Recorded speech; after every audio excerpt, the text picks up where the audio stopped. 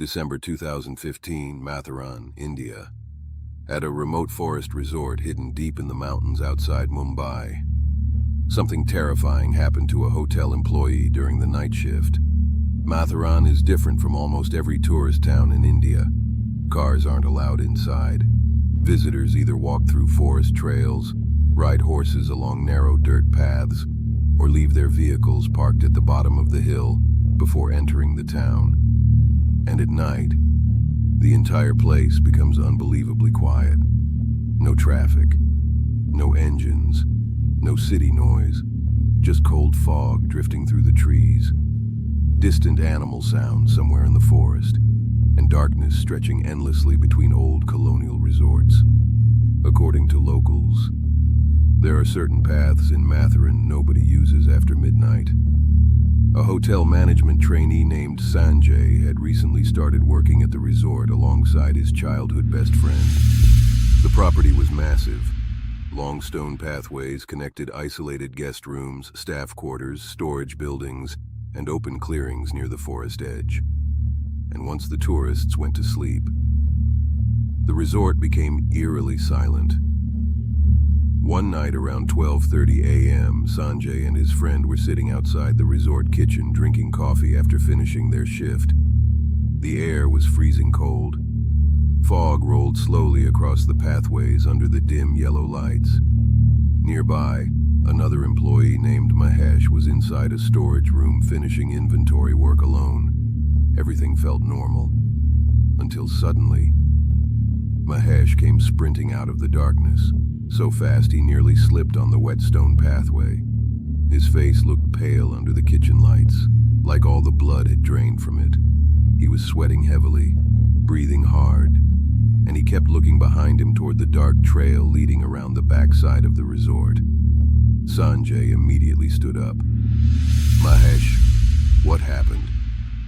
For several seconds, Mahesh couldn't even speak. Then finally, in a trembling voice, he whispered, "There's a woman back there." Behind the resort were two old metal swings near the forest line.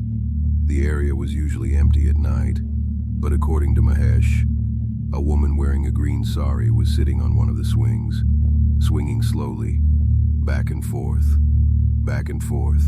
and staring directly at him, smiling. At first, Sanjay assumed Mahesh was exhausted. Everyone had been working long shifts, so they calmed him down, told him to stop scaring himself, and eventually convinced him to go rest in the staff quarters. About an hour later, someone started banging violently on their dorm room door. The sound echoed through the hallway. When they opened it, two night security guards were standing outside looking terrified. One of them immediately said, "Sir, please come quickly. Something is wrong with Mahesh." The guards led them through the resort grounds toward the back clearing near the forest, toward the swings, and the moment Sanjay saw the clearing, he froze. Mahesh was sitting alone beside the swing set, perfectly still, just staring at the empty swing beside him, and smiling. Not normal smiling, a wide, unnatural grin. The fog drifted slowly around him while the swing beside him moved slightly in the wind. One of the guards, a strong Nepali security officer, became irritated. He walked toward Mahesh and grabbed him by the shoulder. "Enough of this. Stand up." For a moment, Mahesh didn't react. Then his head slowly tilted sideways, and without warning, crack, the slap echoed through the trees. The guard stumbled backward, nearly collapsing onto the ground. Everyone froze. Mahesh was physically thin and weak. There was no way he should have had that kind of strength.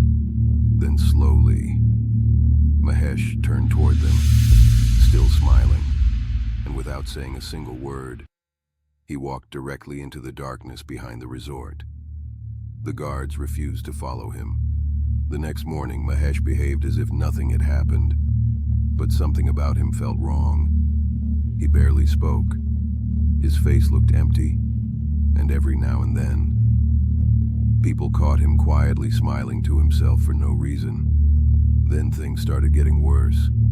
One employee later claimed he woke up in the middle of the night and found Mahesh sitting beside his bed in complete darkness, slowly running his fingers through the man's hair, smiling at him.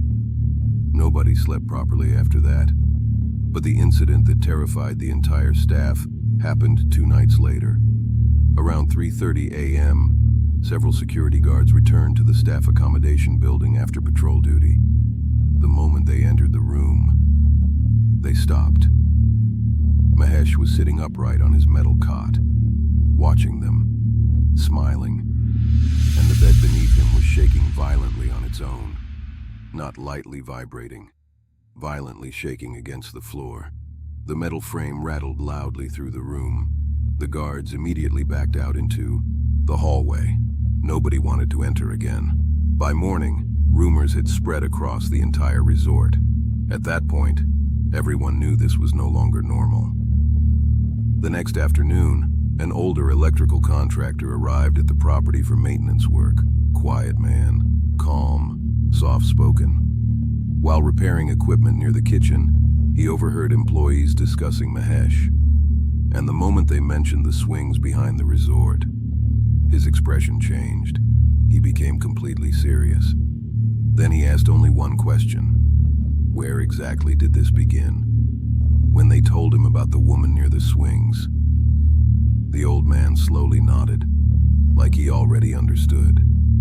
That evening around 9 p.m., he returned carrying ritual items and large green leaves wrapped together with red thread. The staff gathered nervously inside one of the storage rooms, while Mahesh sat silently in a chair near the wall. The second the old man walked into the room, Mahesh looked directly at him and smiled, like he recognized him. The electrician calmly walked forward and pressed the leaves tightly against Mahesh's ears, while quietly whispering prayers under his breath. At first, nothing happened. Then suddenly, Mahesh started laughing, but the voice coming from him no longer sounded normal. Sometimes it sounded male, sometimes female. The tone kept changing in the middle of sentences. Everyone in the room stood frozen. The old man continued praying. Then finally, he asked, "Who are you?" At first, the voice only whispered incoherent words. Then slowly, it started answering him. According to Sanjay, the entity claimed to be the spirit of a woman who had died years earlier near one of Matheran's dangerous cliff points after falling into a ravine during a family trip. Locals believed her spirit wandered through the forests surrounding the resorts late at night, especially near isolated pathways, especially in heavy fog. And according to the old man, Mahesh had encountered her near the swings. The entity demanded traditional offerings, a sari, bangles, ritual items. The old man instructed the staff to place everything near the forest before sunrise and warned them not to look back while returning. Nobody argued. Just before dawn, they followed every instruction exactly as he described. And once the ritual ended, Mahesh suddenly collapsed onto the floor unconscious. The room went completely silent. When he finally woke up several hours later, he remembered absolutely nothing. No woman, no swings, no attack, nothing. But according to Sanjay, after that night, nobody at the resort ever used the back pathway after midnight again. And eventually, the swings were removed completely. But years later, some employees still claimed that during cold, foggy nights in Matheran, they could sometimes hear the slow creaking of metal chains coming from the empty clearing behind the resort, as if something was still swinging there in the dark.